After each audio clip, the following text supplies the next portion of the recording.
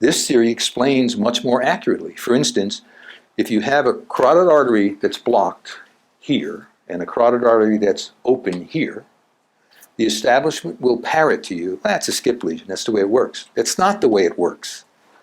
How does the artery get its blood supply? There's a lining inside the artery called the glycocalyx, endothelium. Nothing can pass that. So how do the cells in the living artery get their nutrients? In the wall of the artery, there are little microvessels.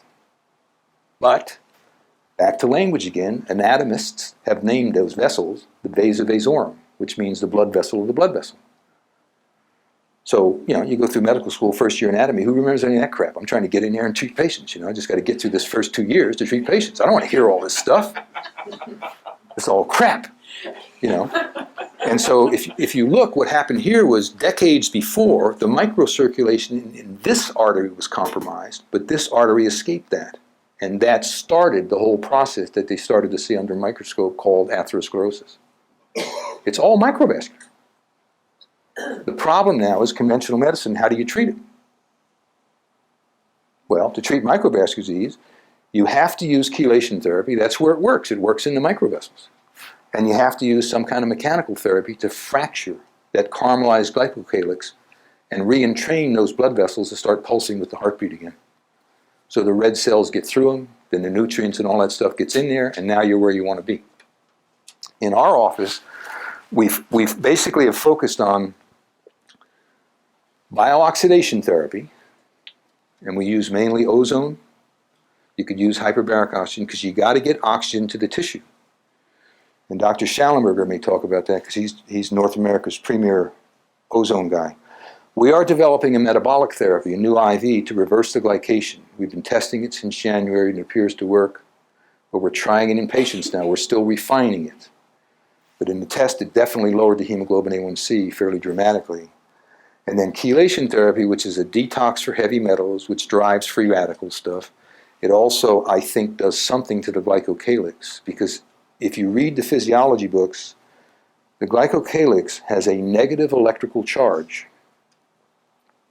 which is how more therapy and those therapies work. They're working with the electrical charges in the body. And then we use counterpulsation therapy, which is a mechanical technique. That's all it is.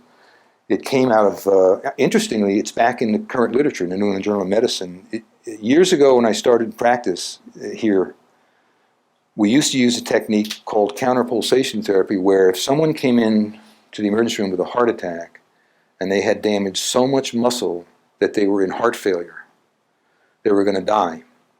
If we couldn't get them to an operating room to do the bypass quick enough, they were just dead. So we had to stabilize them, and what we used to do was cut down on one of the femoral arteries, shove a large catheter up into the aorta with a big balloon on it above the renal arteries.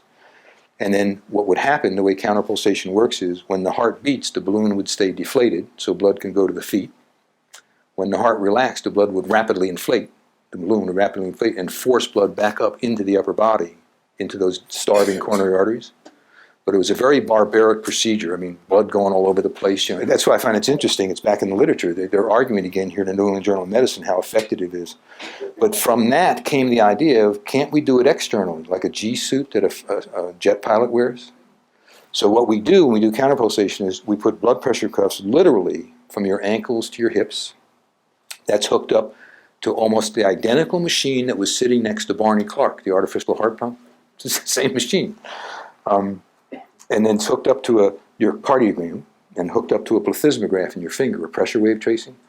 And what happens is, when the heart beats, the cuffs stay deflated. When the heart relaxes, the cuffs rapidly inflate from your ankles to your hips and literally squeeze the blood, force the blood back up into your upper body. The FDA would say heart, but no, it forces blood up into the whole upper body, the brain, everything.